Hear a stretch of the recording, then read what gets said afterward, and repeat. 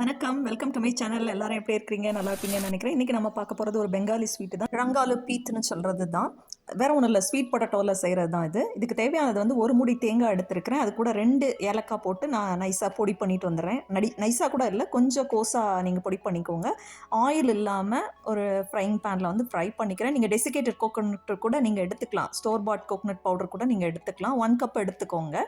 நான் மெஷர்மெண்ட்ஸ்லாம் பின்னாடி நான் கொடுக்குறேன். இப்போ வந்து ஒரு 4 டேபிள் ஸ்பூன் போல் நான் ஜாகரி சிரப் பண்ணி, அதாவது வெள்ளை பாகு காய்ச்சி வச்சுருந்தேன், அதை தான் நான் சேர்த்துருக்கிறேன். நீங்கள் இதில் வந்து கேன் சுகர் கூட நீங்கள் ஆட் பண்ணிக்கலாம். அதாவது நாட்டு சக்கரை கூட இதில் பொடியாக நீங்கள் போடலாம். வெல்லத்தை நீங்கள் துருவி போடலாம். அங்கே பெங்காலில் வந்து அவங்க வந்து டேட் பாம் சிரப் தான் யூஸ் பண்ணுறாங்க.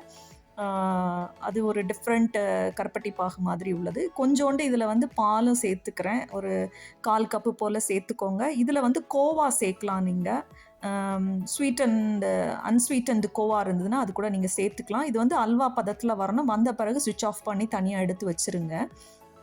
கொஞ்சம் சாஃப்டாக இருக்கணும், பால் மாதிரி உருட்ட வரணும். இப்போ வெள்ளைப்பாக்கு எப்படி காய்க்கலான்னு பார்க்கலாம். 1 கப் வாட்டர் எடுத்துருக்கிறேன். இதுக்கு நான் வந்து ஒரு 1/2 கப் தான் நான் வந்து ரா சுகர், அதாவது கேன் சுகர் எடுத்துருக்கிறேன்.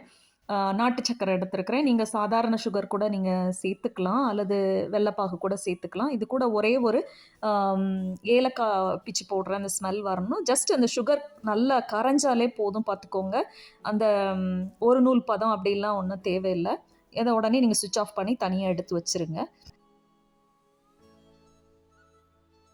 இதுக்கப்புறமா 2 டேபிள் ஸ்பூன் மைதா சேர்க்கணும். நான் வந்து இதுதான் சேர்த்துருக்கிறேன், கோதுமை மாவு.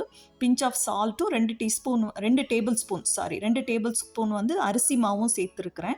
இது கூட 1 டீஸ்பூன் வந்து கீ சேர்த்துருக்கிறேன். கொஞ்சோண்டு மில்க் கூட நீங்கள் ஆட் பண்ணிக்கலாம். இதுக்கப்புறமா இந்த பாயில் பண்ணி வச்சுருக்கிற ஸ்வீட் பொட்டேட்டோ, அதாவது சக்கரவள்ளிக்கிழங்குன்னு சொல்லுவோம்ல, அந்த கிழங்கை வந்து நம்ம இந்த மாதிரி தோலெல்லாம் எடுத்துகிட்டு நல்லா மேஷ் பண்ணிக்கோங்க. கட்டி இல்லாமல் நல்லா மேஷ் பண்ணிக்கோங்க.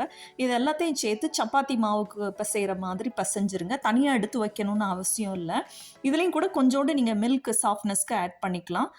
பண்ணிவிட்டு உடனே நீங்கள் வந்து சின்ன சின்ன பால்ஸாக எடுத்துருங்க. எடுத்துகிட்டு இந்த உள்ளங்கையில் வச்சே அப்படியே சப்பாத்திக்கு பண்ணுற மாதிரி உருட்டுங்க. நான் பண்ணுற மாதிரியே பண்ணுங்களேன். இந்த பாமை வச்சே உள்ளங்கையை வச்சே அப்படியே அழகாக நீங்கள் பண்ணினீங்கன்னா வருது, பார்த்துக்கோங்க.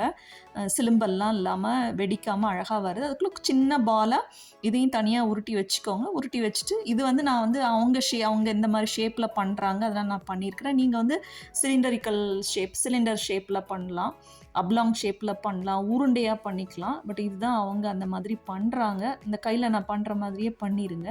கொஞ்சம் டிஃப்ரெண்ட்டான ஷேப்பில் வருது. இது கிட்டத்தட்ட அந்த சக்கரவள்ளி கிழங்கு மாதிரி தான் அந்த ஷேப்பும் வரும், கலரும் கூட அந்த மாதிரி தான் இருக்கும், பார்த்துக்கோங்க. ஸோ இந்த மாதிரி பண்ணி நீங்கள் டீப் ஃப்ரை பண்ண வேண்டியது தான். கோவா சேர்த்திங்கன்னா இன்னும் ரொம்ப டேஸ்ட்டாக இருக்கும் அந்த பூரணத்துலேயும் வந்து கொஞ்சோண்டு நீங்கள் ஏலக்காய் பொடி சேர்த்துக்கோங்க. டைஜஷனுக்கும் ப்ராப்ளம் இருக்காது. கொஞ்சம் வேலை ஜாஸ்தியாக இருந்த மாதிரி இருக்கும், பட் ரொம்ப டேஸ்டியாக இருந்தது, பார்த்துக்கோங்க. டிஃப்ரெண்ட்டான டேஸ்ட்டு. செஞ்சு பார்த்தீங்கன்னா உங்களுக்கு பிடிக்கும். இந்த மாதிரி டிஃப்ரெண்ட்டான ரெசிபிஸ் என்னோடய சேனலில் இருக்குது, போய் பாருங்கள். ஹோம் பேஜ் போய் பார்த்தீங்கன்னா தெரியும். சிம்பிளாக தான் இருக்குது, ஆனால் நல்லா டேஸ்டியாக இருக்குது. இந்த பாருங்கள், டிஃப்ரெண்ட் ஷேப்பில் பண்ணியிருக்கிறேன். உங்களுக்கு எது ஈஸியாக இருக்குமோ அந்த ஷேப்பில் நீங்கள் பண்ணிக்கோங்க. இதுக்கப்புறமா நம்ம டீப் ஃப்ரை பண்ண போயிடலாம். ஆயில் எடுத்துக்கோங்க. ஆயிலில் லேசாக நல்லா முதல்ல ஹை ஃப்ளேமில் வச்சுக்கோங்க. கொஞ்சம் போட்டு பாருங்கள், அந்த மேலே வந்துருச்சு. அப்போ இது கரெக்டான பதத்தில் இருக்குது. இப்போ வந்து நம்ம அந்த ஒன் பை ஒன்னா அந்த ஃப்ரை பண்ண வேண்டியதெல்லாம் போட்டுடலாம். போட்டுட்டு கோல்டன் ப்ரௌன் ஆன பிறகு நீங்கள் டர்ன் பண்ணுங்கள். அதாவது நுரையெல்லாம், அந்த பபிள்ஸ் எல்லாம் அடங்கின பிறகு நீங்கள் திருப்பி போடுங்க. வெளியே வந்து நல்ல கிறிஸ்பியாக இருக்குது, பார்த்துக்கோங்க. உள்ளுக்குள்ளே சாஃப்டாக இருக்குது. இப்படியே கூட நீங்கள் எடுத்து கூட சாப்பிட்லாம், டேஸ்டியாக இருக்குது. லோ ஃப்ளேம்லேயே வச்சு ஃப்ரை பண்ணுங்கள். இது எடுத்த பிறகு உடனே நீங்கள் அந்த சுகர் சிரப்பில் போட்டுடலாம். அந்த வெள்ளைப்பாகுலையோ சீனி பாகில் போட்டுடலாம். போட்டுட்டு உடனே கூட எடுக்கலாம். நல்ல சுகர் வந்து அதிலே அப்சர்வ் பண்ணிக்கணும், நல்லா ஜூஸியாக இருக்கணும்னா ரொம்ப நேரம் அதில் போட்டு வைங்க. கூலாகவே சர்வ் பண்ணுங்கள், நல்லாயிருக்கும். ரொம்ப டேஸ்டியாக இருந்தது.